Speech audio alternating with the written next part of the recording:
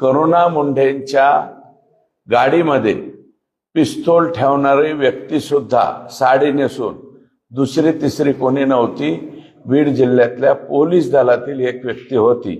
त्याचं नाव सुद्धा मला माहिती आहे, परंतु ते बाहेर मी सांगणार नाही.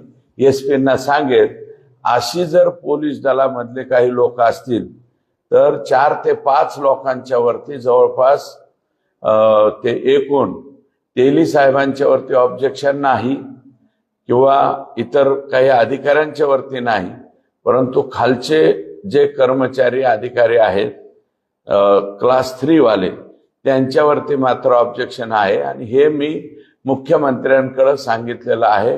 मुख्यमंत्री महोदय म्हणले डिटेल, कारण त्याचं विनाकारण कोणावरती ऑब्जेक्शन असं नको, तर त्याचे डिटेल काढून घेऊन हे तिकडे जाणार आहे.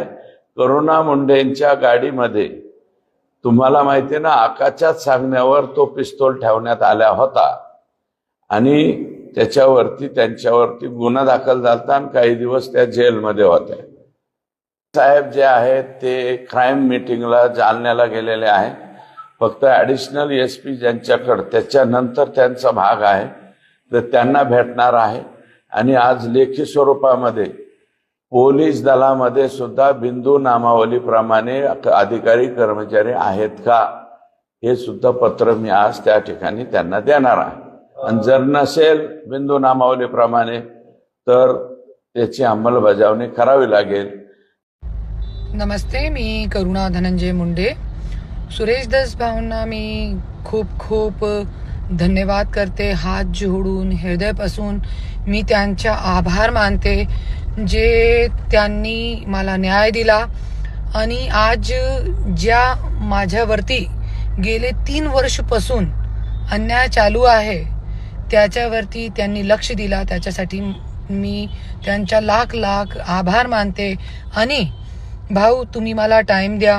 माझ्याकडे खूप काही पुरावे आहे जे आपल्याला जड तक पोहोचायचे आहे. ते तुम्ही खरं सांगताय की आपल्याला जड पर्यंत पोहोचायचं आहे, तो तुम्ही मला टाइम द्या, वेळ द्या.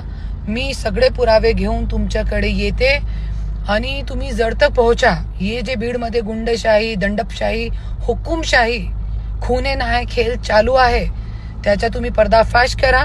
आणि माझी गाडीमध्ये रिव्हॉल्वर टाकणे से लेकर आज कलेक्टर ऑफिसमध्ये माझ्यासोबत जो मारहाण केली आहे तो पर्यंत आज गेले 3 वर्ष बीडमध्ये माझ्यावरती किती अन्याय अत्याचार चालू आहे, सगळे पुरावे सहित. आणि जे लोकांची माझ्याकडे कंप्लेंट आलेली आहे सगळी मी तुम्हाला